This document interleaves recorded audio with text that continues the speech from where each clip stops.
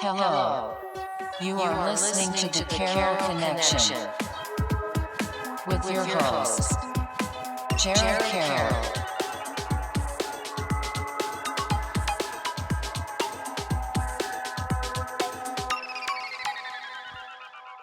Hey everybody, welcome to the Carroll Connection. I'm your host, Jared Carroll, here to bring you guys another great episode. I did want to take a chance to shout out last week's episode 193 with Aaron Farrell. He is the co-founder of Hope for Providence, a nonprofit aimed at helping with fixing the homeless problem in Providence, as well as the mental health issues and a little bit of infrastructure stuff as well. He does videography and he does photography and does a lot of great things. And I thought it was a really great podcast. And we talked a lot about why he created Hope for Providence and what they're hoping that it becomes. So if you want to check that out, go to the carrollconnection.simplecast.com. Also available on Apple Podcasts, Spotify, and all the major listening platforms. If you'd like to watch your podcast, go on YouTube, search the Carroll Connection, or at Jared M. Carroll, and it should pop up. And if you want to be a guest or return as a guest, hit me up on Instagram at Jared M. Carroll, at the Carroll Connection, and we'll set that up. So that brings me to today's episode 194 with Colby Dressler. Hey, how you doing? Glad that we could set up this podcast. I know we've talked about this for a while, and I appreciate you for doing this a little bit last second. We were kind of talking throughout the week, and everything kind of worked out. And I'm glad that we're here. We had a great interview, pre-interview, catching up and stuff, and I'm really excited to dive into some of this stuff with you. Yeah, we did. I was kind of messaging you as you were messaging me, saying, "Are you around?" And I'm like, "Hey, sorry for the late response. I'm around." And yeah, I'm glad we were able to kind of work it out because I would have felt pretty bad if the week I was home, I wouldn't have been able to meet up with you because I was so late to that. But yeah, it's good to be here. It's really good to reconnect with you. Definitely, and we're going to dive into a lot of great stuff as we go through the podcast and talk about a lot of the great things that you've been up to. So, how I like to just do a quick, like a little bit of like who you are and what you're doing currently. Okay, so I'm Colby. At the moment, I'd say I do work on YouTube. I do freelance writing and editing, and I'd say I do work on YouTube under my channel, Colby 2D, where I do video essays and I talk a lot about animation and animated shows, especially from the era of like the very early 2000s, like stuff that I grew up with and a lot of my audience kind of grew up with. So it's been really fun to kind of connect with these, random people, I guess sort of all over the world about shows and little moments that we all shared. Like when something happened, I thought of a certain thing, and people are like, "Oh my gosh, me too." And I'm like, it's really fun to share those experiences with people. So yeah, at the moment, I'm trying to do more writing full time, but I make my income off of YouTube and with sponsors for that at the moment. That's awesome. Yeah, I'm really happy for you too, honestly, that you've been able to make that jump to YouTube. And we'll dive into kind of the path and how you got there a little bit later in the podcast. How I like to start the podcast though is for anyone that doesn't know, I do family dynamic, and I always tell people same old cliche on every podcast. So I apologize to people that listen. I use the same metaphor. It's basically like house building. When I look at the house, I look at the foundation. And when I look at the foundation, I think of our families. Whether it's for better or worse, our families are that piece in terms of house building. And I think it's important for the context of a podcast where we're getting your life story Mhm. to hear a little bit about your family, just so like we can get that base level to kind of build the whole story up. So with that being said, whatever you're comfortable with sharing, I'll let you go into your family dynamic.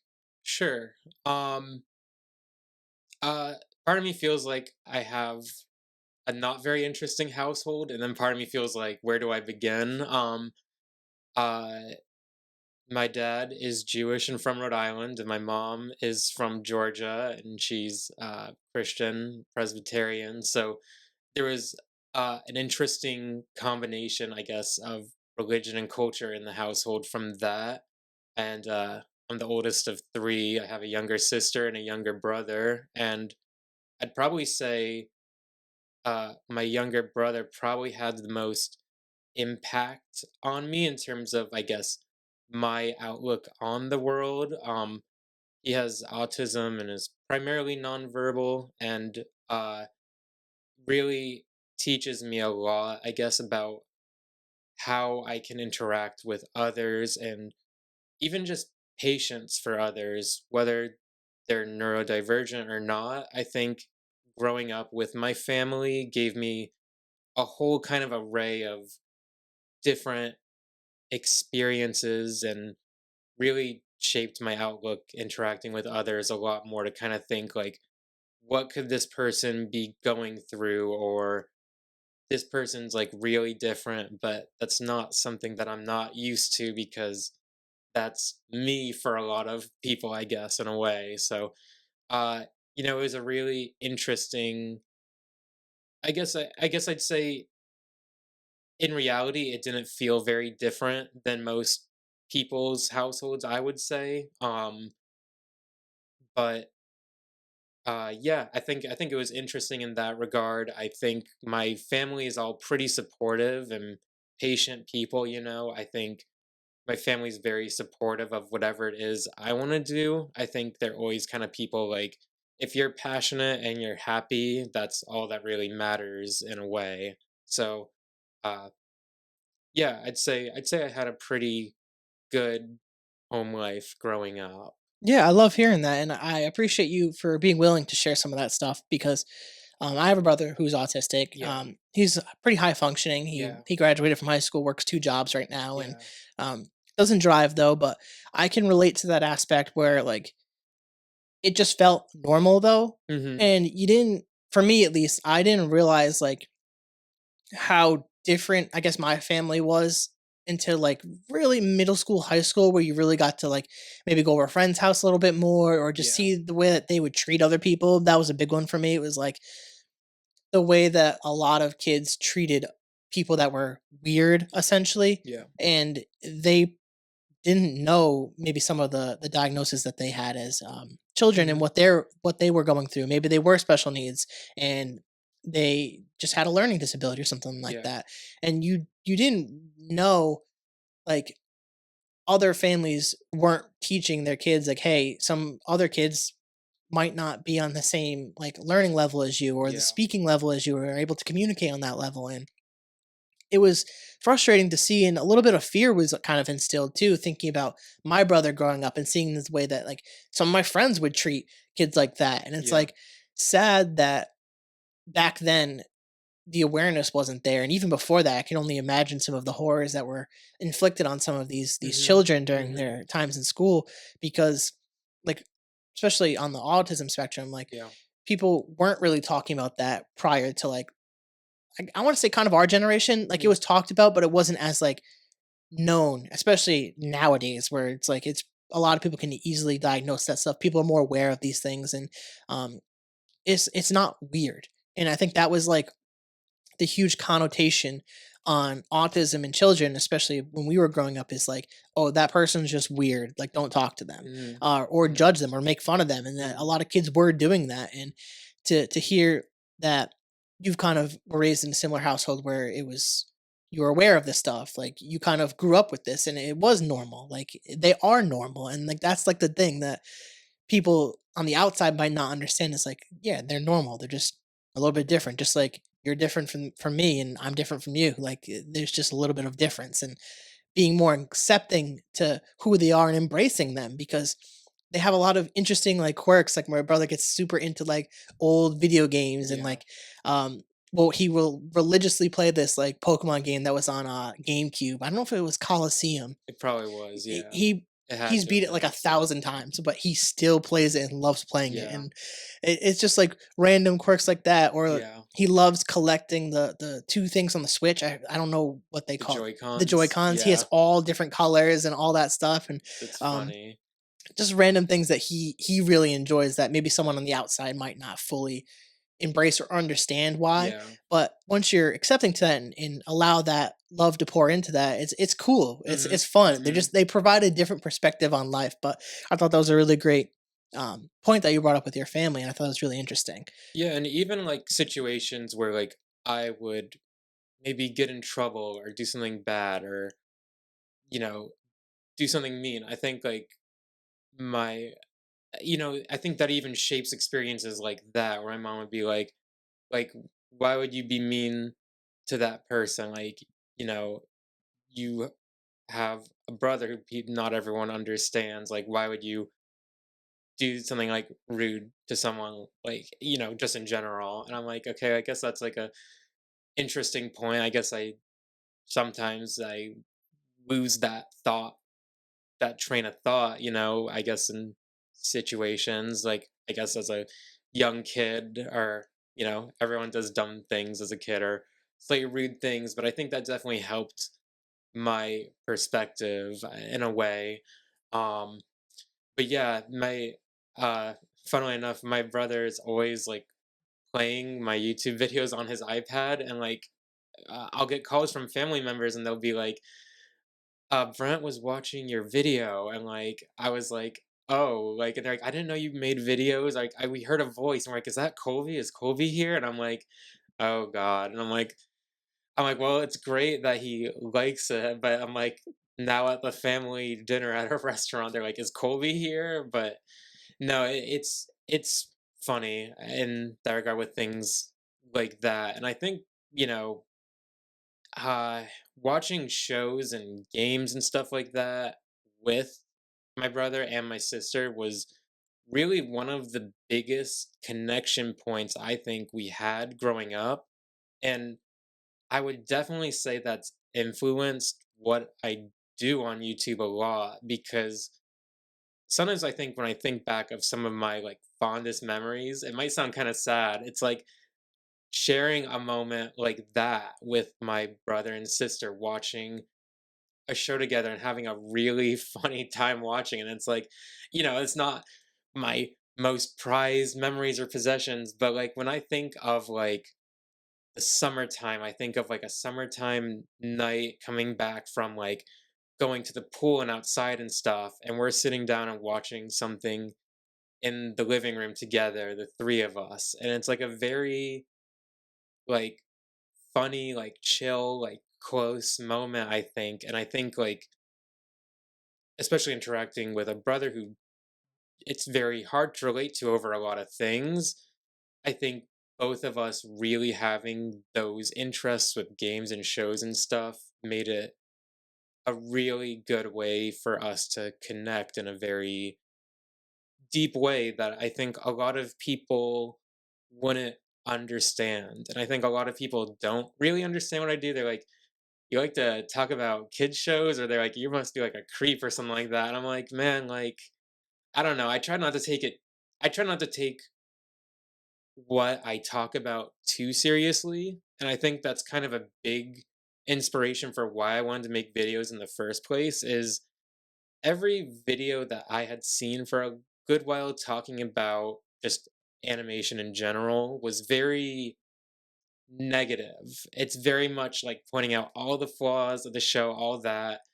And, as someone who went to school for animation and has freelanced animation and stuff, I would say it's so difficult in so many ways to make animation, that I think it's like a miracle that anything has ever showed up on a TV screen. Like, how many people need to go into any kind of animated show to make it work? The people that draw the characters, the people that design the characters, the people that animate each part, a different person colors each frame, and like, so I like to kind of take the good and the bad and kind of look at it from a bigger overall picture. So I think like, for me, I just think it's funny when I get like weird or unsolicited comments on YouTube like that, because I'm like, I think if they really knew me, I think they'd know that it's a passion of mine, but I think I have a healthy enough relationship with it, despite, I guess, my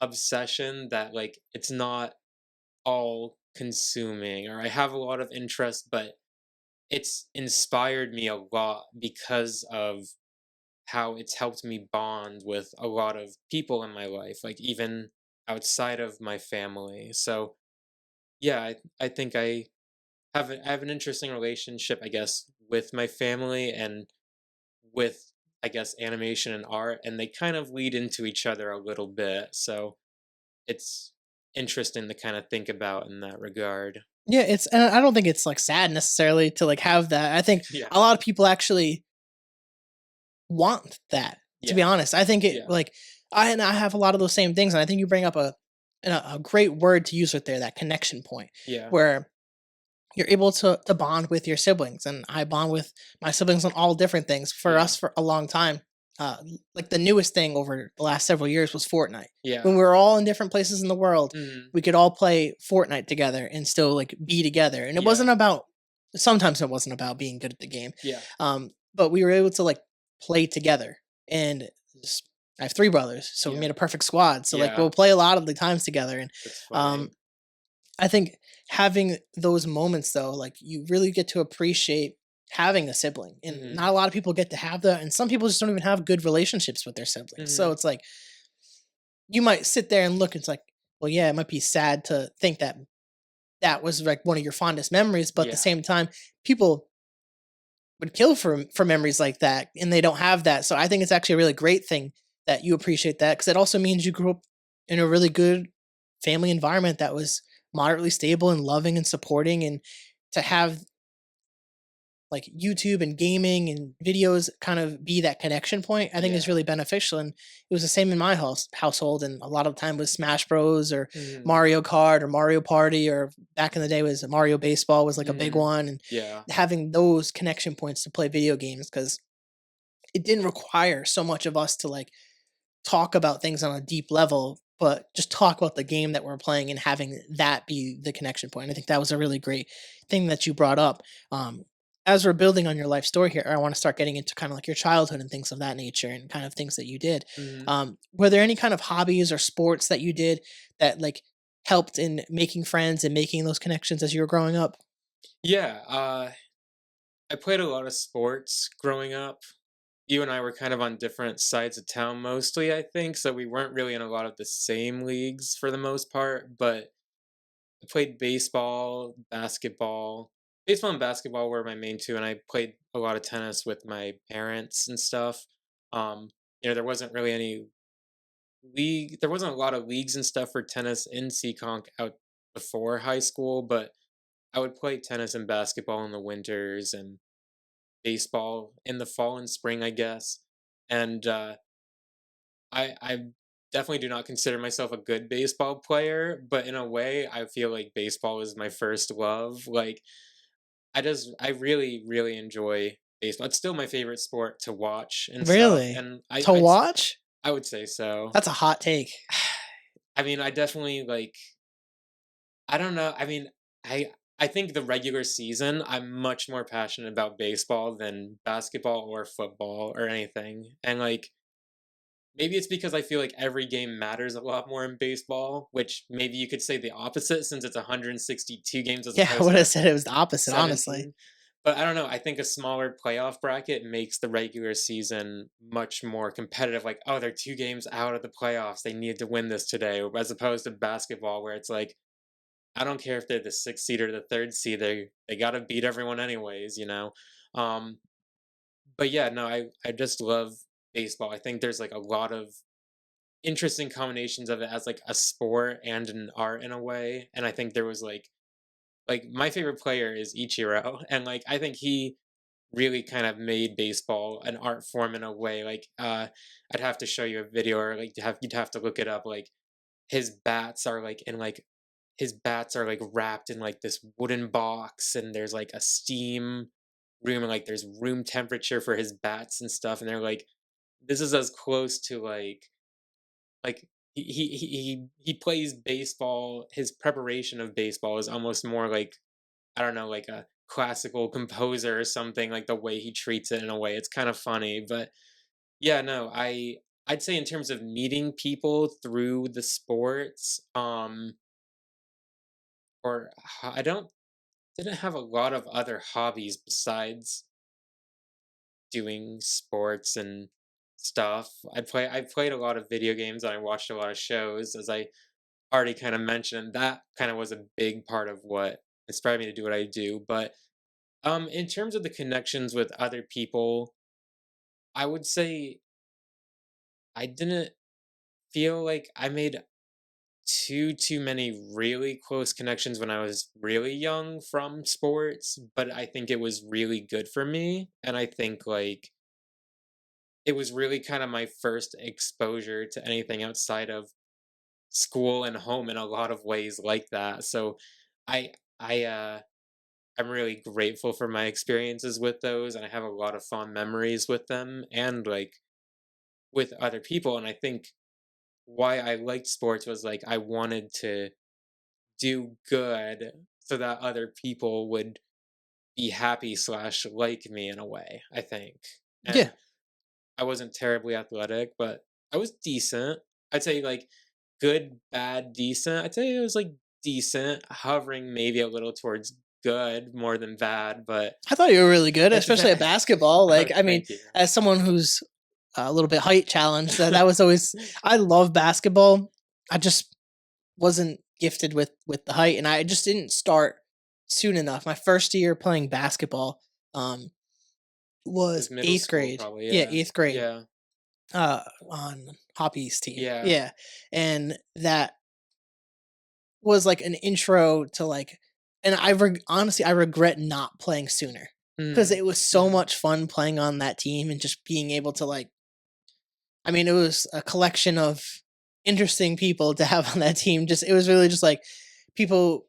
Was really a fun team. I mean, I think all 10 people on that team were all 8th graders in like a relatively close group. Like I'd say pretty much everyone on that team had probably been over like each other's houses, Oh yeah, like there was no seventh. I don't think there was any 7th graders on the team, and I think yeah, everyone was like a pretty close group. So like it definitely was like a really like we had Eric fun and team. Chris Pereira, and that was when Eric uh, Popped his knee. popped his knee, and Is then that okay to talk about on the show?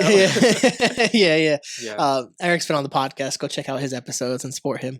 Um, every once in a while, we'll talk about that, and we'll talk about how I always say that he got pushed, but I don't. He's like, I didn't get pushed. It's just like I have bad knees and all that stuff. But He didn't. I mean, they called a foul on the play, yeah, but I think if you see someone fall to the ground and pop their knee out, like you're gonna assume there's a foul on the play, or yeah. like you gotta at least stop the play.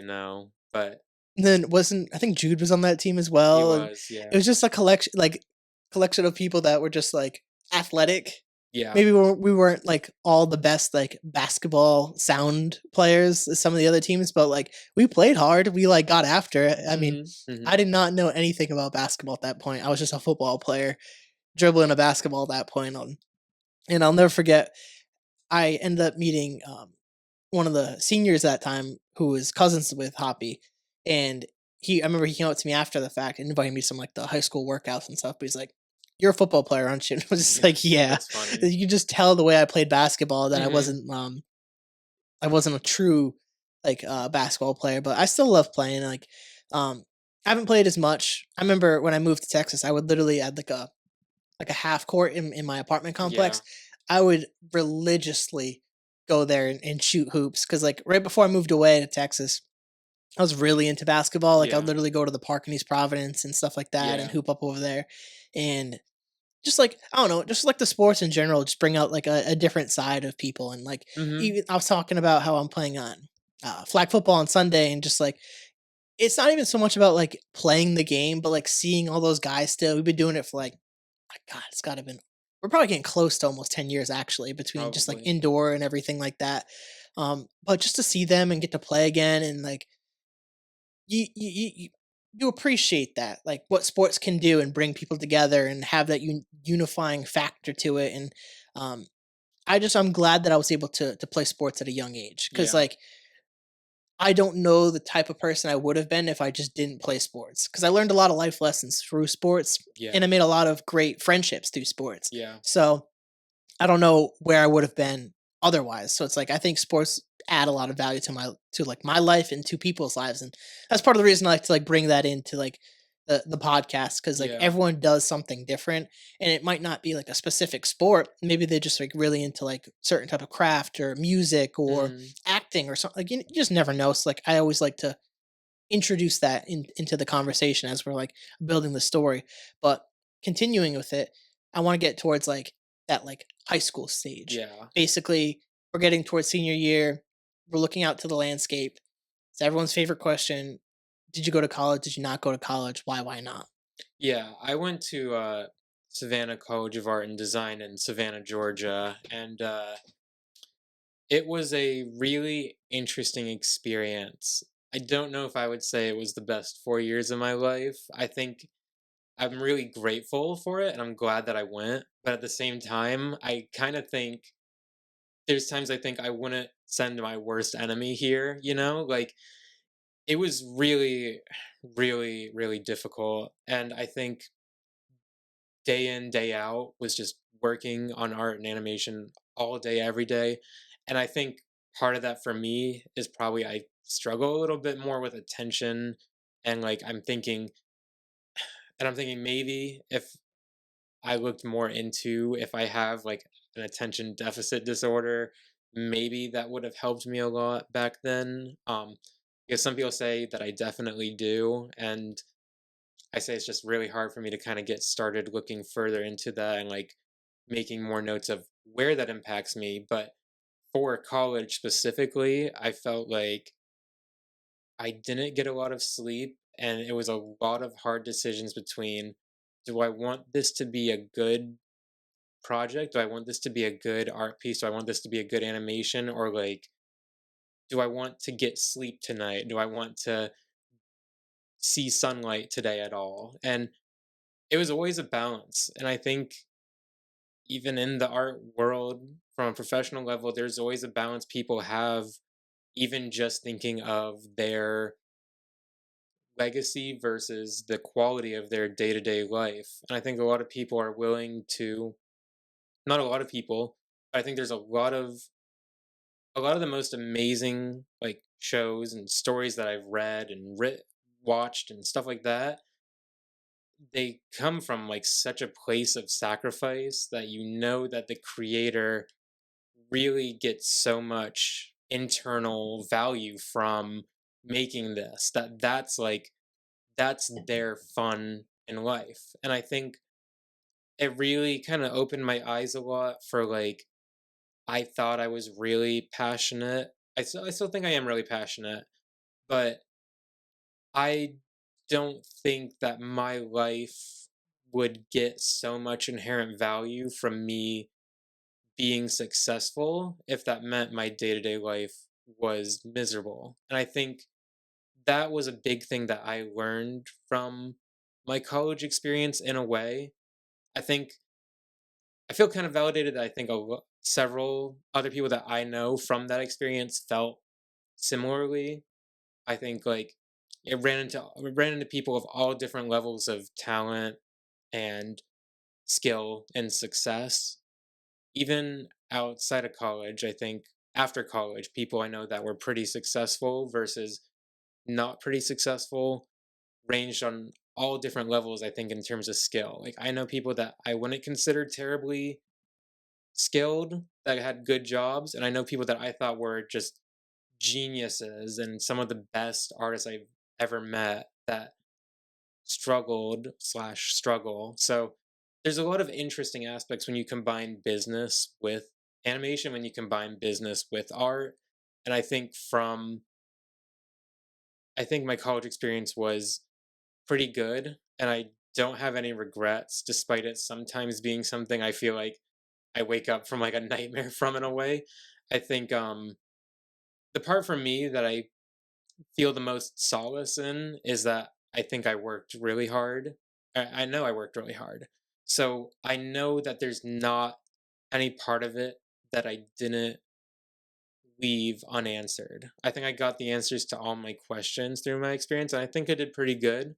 Um, but I'm glad I really stuck with it and committed to it, and that if I didn't really fully commit to it, I might sit here and wonder what would happen if I did. And it could very well be the same situation whether I did or didn't. But um, yeah, it was a really interesting experience. I think like compared to what we had in high school, you and I actually took an art class in high school together, and that was a very fun class. We definitely were a little more goofy. I definitely did not take art probably too seriously back then. but we had some fun experiences, and I think like the art teachers at Seekonk were pretty. I think they did pretty well with what they were given. I don't think we had a very robust. We didn't have a lot of features. I don't know what I'd say. Like there wasn't a whole lot of stuff that like other schools that focus more on art might have. But I think we had two really knowledgeable, good teachers, and like I think how most people would do that, especially in a regular public high school, I think the teachers would kind of treat it like if you want to take it seriously, we'll help you out as much as we can. And if you don't want to take it seriously and just goof around, you can do that too. And I think for better or worse, I think that's like a good module in a way because I think people people are going to find their own passion, I think, with that. And I think for me, like it might not have I think it'd be more I think when I think of college, I think more of my junior year of I think of my junior year of high school as much, if not more, than my senior year, since most applications I think were like done by the very beginning of senior year. I had reached out to the art teachers at Seekonk High and like was doing stuff like after school and like telling them like give me assignments to bring home with me so I can like work on stuff and like you know do art outside of school because I don't have room in my schedule to take it and it's kind of late and it's mid-year but I really want to try to pursue it as a profession. So yeah, just having teachers that were willing to work with me and just even just assign me stuff and work with me and give me feedback outside of school I thought was really really helpful and really cool. Yeah, I think you bring up two great points right there. The one with learning to balance basically, well, sacrificing like it's like pursue success but living miserably. I Mhm. think that is something that everyone comes into contact with, especially in whether it's content, whether it's art, whether it's music, whatever you're creating. You will hit this path where it's almost like this Kobe Bryant mentality where you have to Mhm. take it. It's like you either sacrifice enjoyment for success. Mhm. And for me, I tend to lead on I'd rather enjoy my life day to day Mhm. versus pursuing the full on success because Mhm. you could still get to success from going and enjoying your day to day. Mhm. Might be the long road, but versus dedicating and sacrificing so much to the craft, Mhm. there's a very small sliver of people who are built to do that.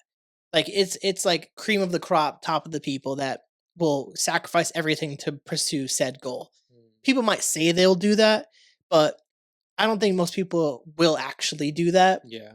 And when you're looking at just life realistically, like living miserably to pursue something in the long term is difficult to do, especially when you might have mental health stuff you're managing, like just personal uh, finances that you're managing. Like Mhm. sometimes life doesn't allow you to actually even do that path Right. because you have to pay bills. You might have people relying on you.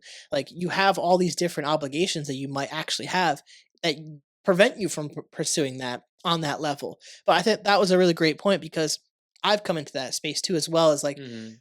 I want to enjoy my life without having to sacrifice everything to pursue success. Because Mhm. what is success actually? I know this is Mhm. getting philosophical, but like, what is the definition of success? Mhm. And I believe it to be what we actually define success to be within our craft Mhm. is that 100 subscribers on YouTube. Is that 5 million views total? Is that doing 200 podcast episodes? What is success? And I think Mhm.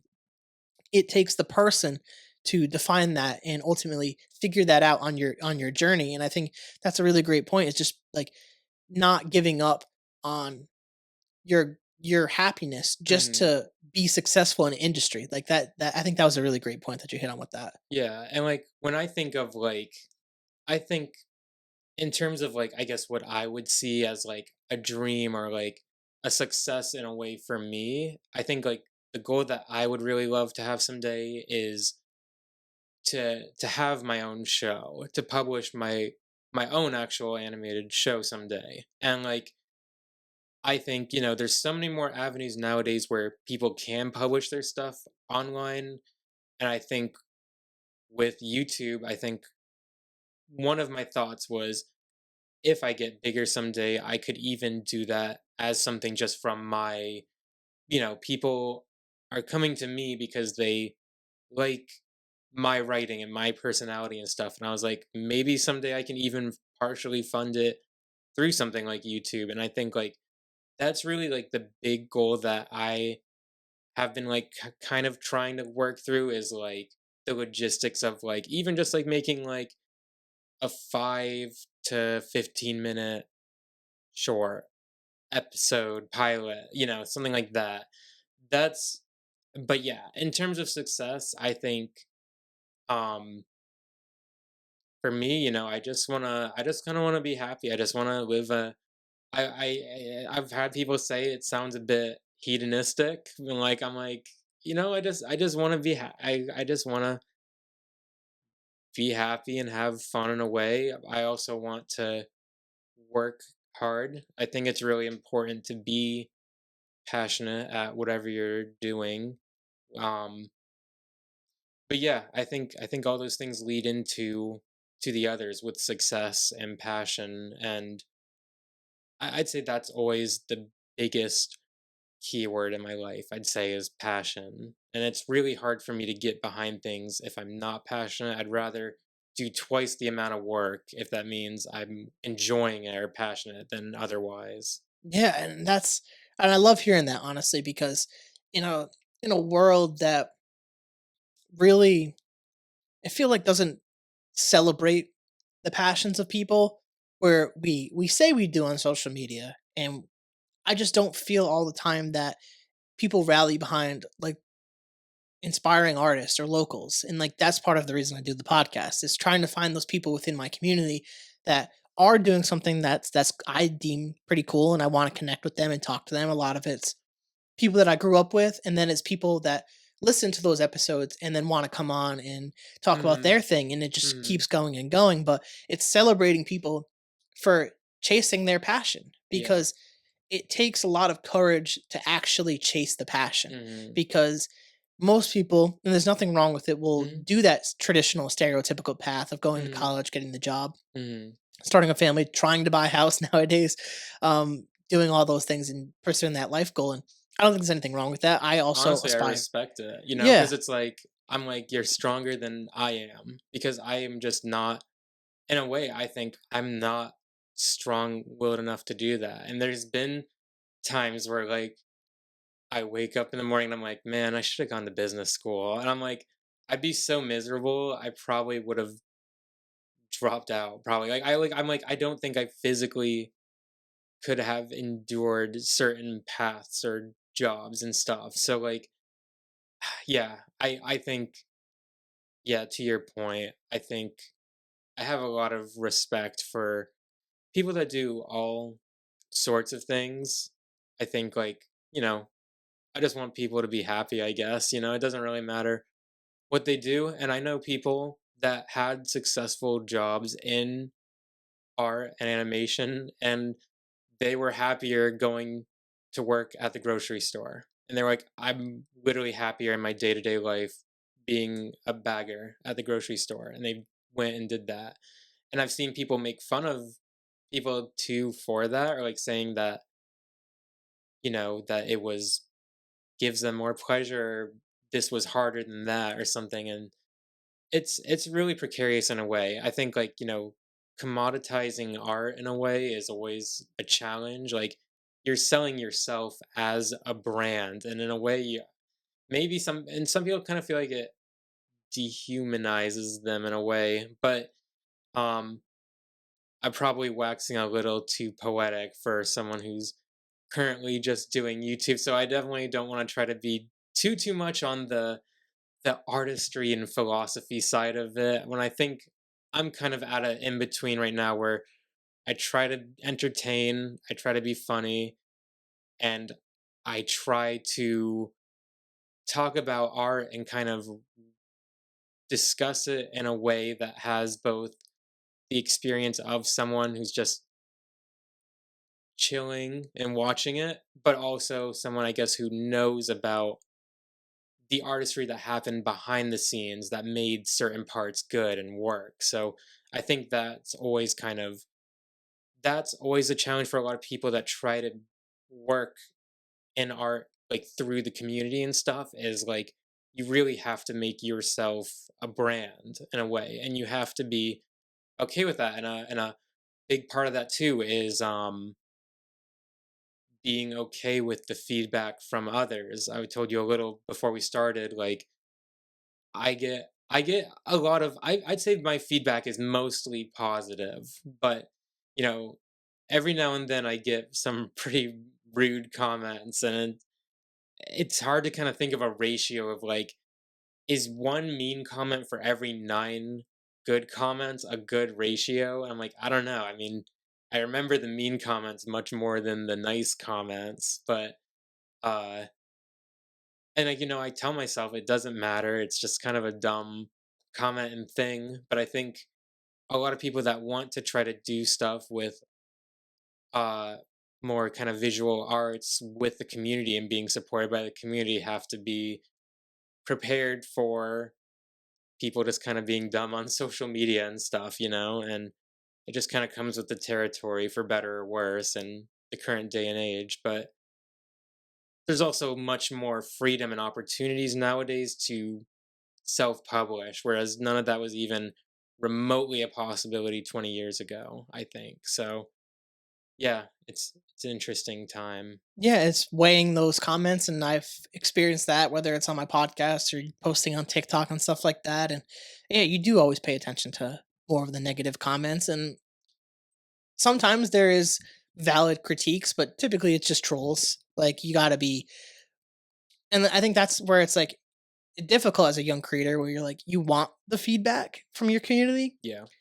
and you want to hear out the negative comments if there are some, but sometimes it's just like senseless trolling, and that person's got something else going on in their life and you can't really worry about that. And yeah, it's a difficult fine line between finding the balance between that. But I do want to keep building off of Yeah. this and dive into the aspect of, I know you moved to Arizona, Mhm. and I kind of want to dive into that a little bit with Mhm. the creation of your YouTube channel, because it's kind of around the same time where you really started to get heavy into this and started posting a lot more. Yeah. So, if you can go into that and go through that story a little bit. Yeah. So I moved to Arizona in late 2021. It was kind of I'd say it was still during COVID, but I was living in Boston at that time and I wanted to get out of the city a bit, and I think COVID especially made that apparent for me. So I was working remotely for a biotech company in Boston after college since the end of 2018, doing customer service and like biotech supply chain stuff, mostly customer service, dealing with customers and phone calls and emails and stuff. And it was kind of tough to come from 4 years of college just working really hard day in day out to try to make a career of that, and then going into a job that I'd say I wasn't passionate about. But since lockdown, I was working remotely for over a year and a half at that point, and decided to kind of get out of the city and do that. And I was telling you a little beforehand that throughout all of 2023 was my company trying to get me to come back to Boston to work in the office. And I was starting to kind of enjoy, a new change of scenery out in Arizona. I thought, I think I'm really lucky. I think we both really enjoy Seekonk and Massachusetts in general. I think it's the best state in the country. I'm proud to be from Massachusetts.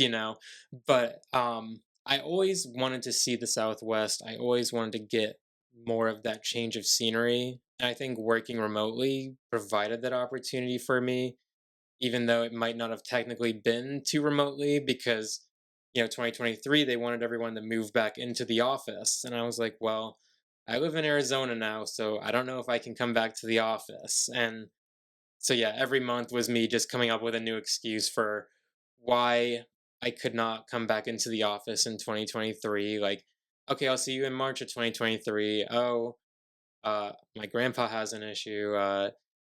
April, oh, the same, something else happened, and I was like, I'm running out of like fictional grandparents to like stall this inevitable issue with the company with. And so at the end of 2023, I lost. I told them, I was like, I I'm not going to be able to move back. I debated it, I guess, a little, but I was like, I'm not going to move back for the job, so I'm going to put in my 2 weeks. And that really kind of was when I was making videos on the side on YouTube at that point. I was more so studying and learning how to do a lot of the editing then.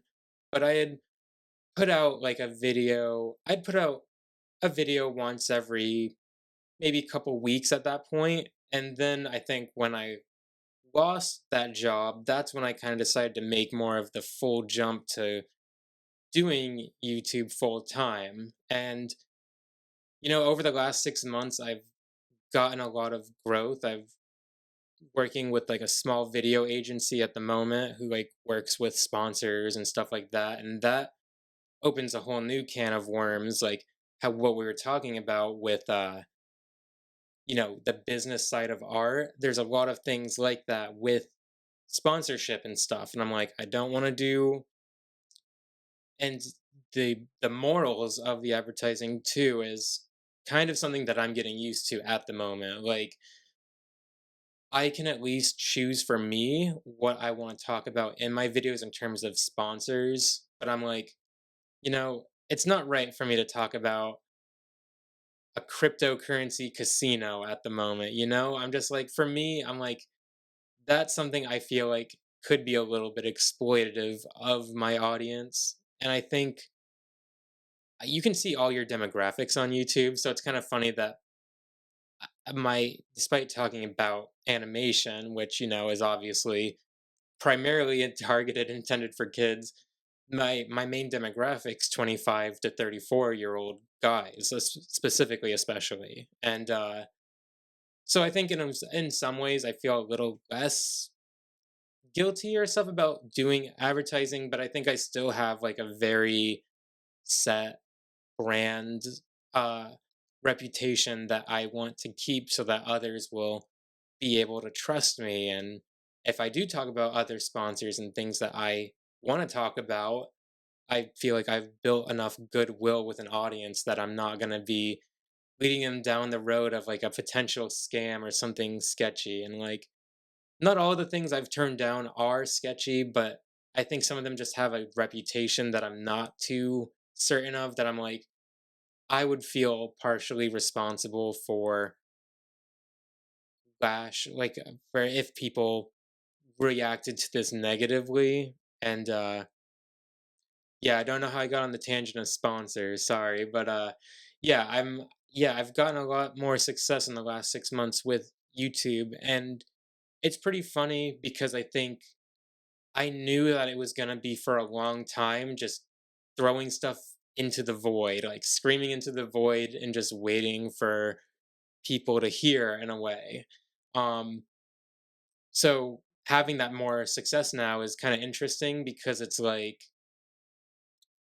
I'm not I'm working just as hard as I was 6 months before that. It's just successful now. So now it's like, oh, you're working so hard, or like, oh, you're doing so good. And I'm like, I don't know. I was doing the same thing for a year before that. And uh it's really one of the only jobs I feel like I can do the same amount of work in 2 weeks. And some weeks I make twice what I was making before, and some weeks I make half of what I was making before. And I'm like, it's not really cool sometimes to work a full week and make like a very small amount of money and be like, well, you just have to roll with the punches. This is what you have to live with sometimes if you want to do this.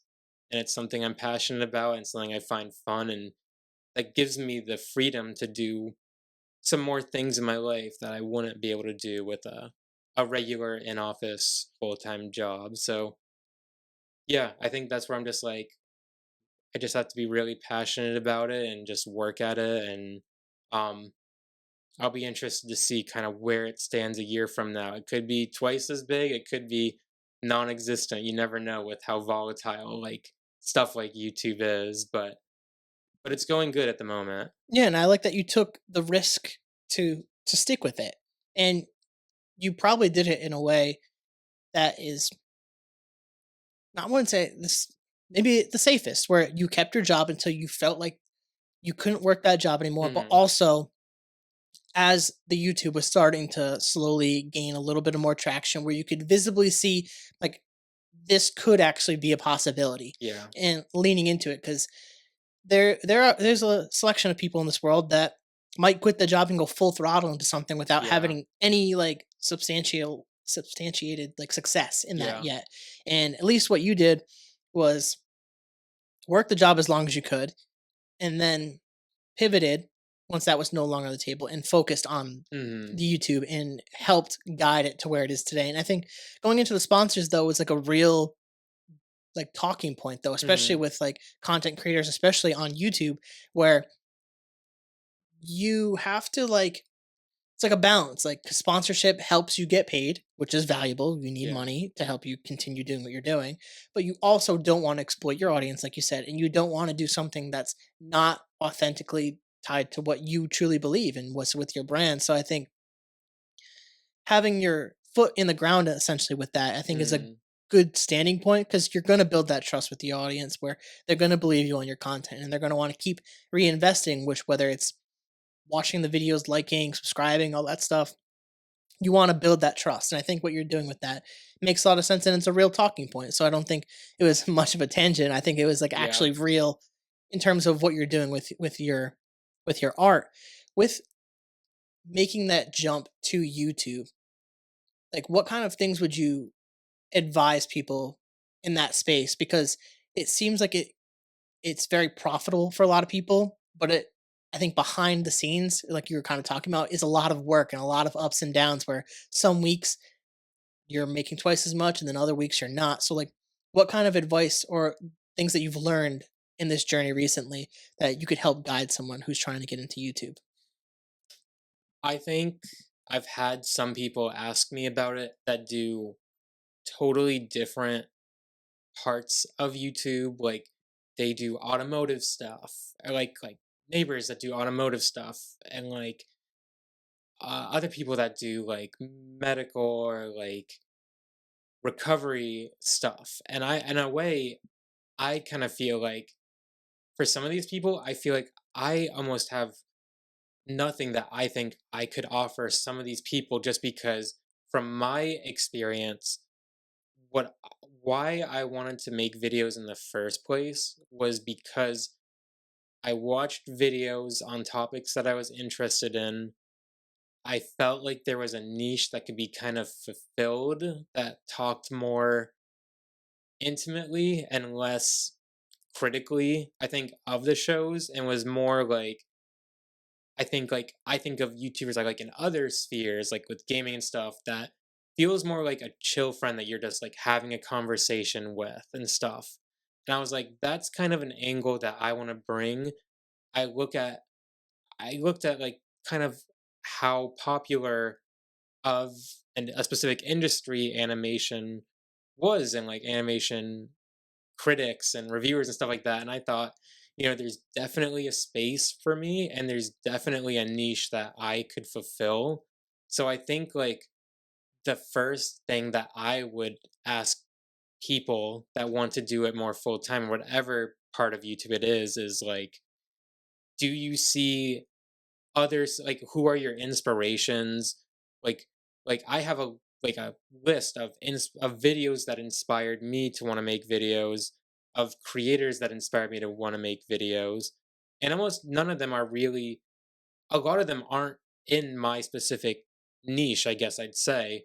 But I think it's also important for me to go through and watch those who are in my niche to see like what they do well, what people like, what gets a lot of views, what people dislike or they get a lot of negative feedback on. And I think taking all of that for the first step was really good for me. And I watched a lot of videos on people like how to market yourself on YouTube, how to build up subscriber base, like there was so much useful information, like just uploading consistently, having like a consistent brand and thing like that. And I still am learning every day, I think, at this point.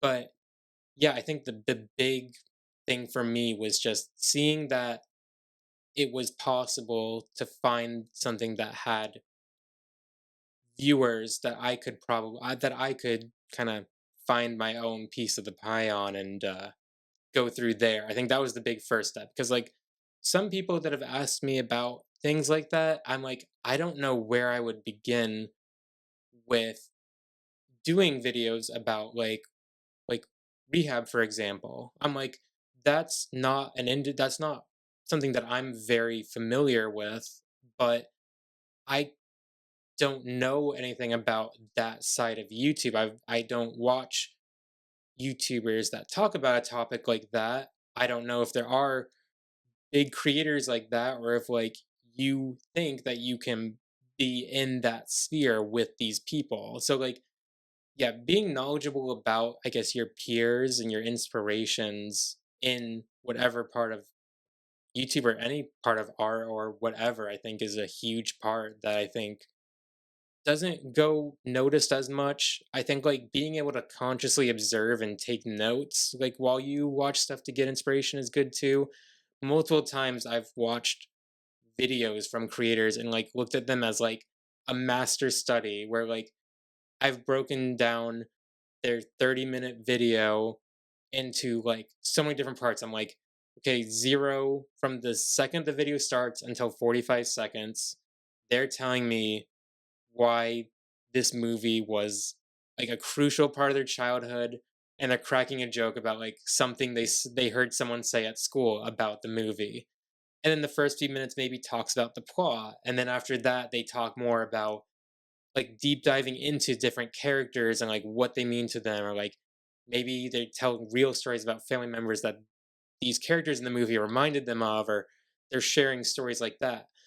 But for me, like writing down like, oh, like this is how they're structuring it. This is what I like about it. This is what I don't like about it. Really helped me kind of make my own videos while still like kind of making them unique. Like I'm not trying to just copy their whole flow, but I think like seeing what works and doesn't work with people and how I can then reinterpret that into my own style and experience like helped me a lot in that way. Yeah, and I think that's really great advice for people that might be interested in getting into that space is finding the best way to get your own sliver of the pie, getting Mm. niche with things. I think that's some great advice and as well as some other things. We are getting towards the end of the podcast. I do have that one more question for you, but I did want to give you a chance to say anything that maybe we missed or you wanted to mention, if there's anything. No, I think that really covers it all. I think like that big thing like with like family being supportive and like kind of having the business side of thing being instilled upon you where it's like, you know, be passionate but like have a, it's good to have a backup plan if you can afford the luxury too and stuff like that and like yeah, I mean I think we have kind of similar experiences with like having a supportive family that like kind of helped us see like what we want to do or like supportive of what we do. But yeah, no, it's really good to reconnect with you because there's a lot of people I think like even like in CConk that I'm like, man, I should just reach out to that person. And I'm like, no, I just feel so awkward. Like I feel so introverted or awkward to do that. So I was really happy that you reached out because I feel like I wouldn't be brave enough to catch up with a lot of people otherwise, and then I just feel guilty. So that's really helpful for me what Yeah, you've and done. I thank you for kind of pointing that out. And this is part of the reason that's cool with this is I get to reconnect with a lot of people that I grew up with that have traveled and done different things, and I get to kind of spotlight their life story a little bit and shine some light onto their passion for people that are local. And if it ever somehow goes and blows up a different way, cool. But like, Hmm. it's always was about reconnecting with the people and creating value and just having meaningful conversations. Mhm. It's not like if I saw you out, like we might talk for a little bit, and Mhm. there's a chance it gets to a deeper level, but maybe you have something to do right after. Maybe I'm going to a different place, and like we can't really talk that much. Like it doesn't always allow for that. Versus if I create a space, create some time for it, then we can actually get into a conversation and talk about what you've been through and share a little bit of what I've gone through, what I've been doing, what I'm up to, and Mhm. it just creates for more of like a more valuable experience for everyone and to reconnect. So I appreciate you for kind of doing this and hopping on here and just chatting with me. Mhm. We do have one more question for you. So I asked this to everybody, but what would your advice be for someone who wants to pursue their passion? I would say there's something interesting that I heard once that I've never been able to find, so I think I'm butchering two quotes together, but it's really stuck with me, I guess, regardless, where like it says something along the lines of you might not reach the light at the end of the path that you were looking for, but you'll be in a better place afterwards than if you didn't try at all. And I really think of that a lot in my life. I think like I've had a lot of ups and downs and successes and failures, but I really do think that they're all kind of important to me. And I think there's a lot of stuff even that I'm still looking to pursue and making moves and trying to apply for stuff like as a professional writer. And I think the odds of it might be low or it could backfire a lot. But I do still strongly think that like I personally would be in a better place trying to do that uh as opposed to if I never tried. And I think like what we've talked about before, it's good to like have goals and like look up at the stars while still having your feet on the ground a little bit. Like if you can afford to have a backup plan, it's great. But I always say that if you follow your passion, even if it doesn't work out, you'll gain so much more insight on your life and just the experience than if you didn't, even if it doesn't work out. Like, who cares? I That's how I feel kind of in a way. Yeah, and what you kind of said, it's really just stuck with me. But you can look up to the stars, but still have your feet in the ground. Hmm. I don't know if you've heard that from somewhere. That might be a Colby original, but that sounds like a fire Nah, quote right there. To be honest with you. my My dad has a lot of random quotes in his office just taped to the wall on pieces of paper, so I'm probably portmanteauing like several at once. But he's said to me like some things like I don't know if it's something like that, like reach for the stars, but you can like have your feet on the ground still, but like you can almost maybe interpret that in a little more of a maybe not as optimistic way, but I do think like it's good to try to have a backup plan or have a safety net or like I think with a lot of it, a lot of really successful people in more of the creative industry did have full-time jobs and these things, but they were so passionate about this that they were able to come home from a full-time job and work on their creative passion for hours each day afterwards because that motivated them so much and they were able to get to like where they are now because of that. So like really I think it all comes down to just find something you're passionate in and understand that you want to work hard, play hard.